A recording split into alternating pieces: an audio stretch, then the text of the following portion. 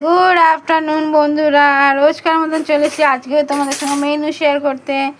আজ যেহেতু বৃহস্পতিবার, তো আজ নিরামিষ রান্না হয়েছে। তো চলো কি কি রান্না হয়েছে তোমাদের সঙ্গে একটু শেয়ার করে নিই।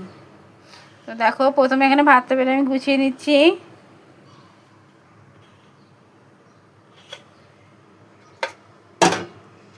আর হচ্ছে যে এখানে হচ্ছে করলা ভাজা,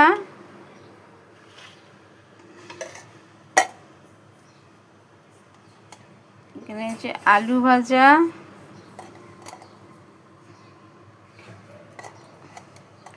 এখানে হচ্ছে কুমড়ো ভাজা, টমেটো দিয়ে এখানে মুগের ডাল হয়েছে,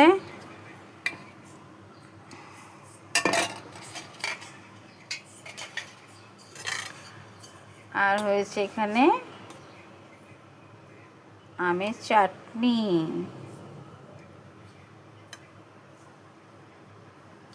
গরম পড়েছে তো আমের চাটনিটা ভালোই লাগে খেতে, জানো তো বন্ধুরা। আর সঙ্গে আছে কাঁচা লঙ্কা।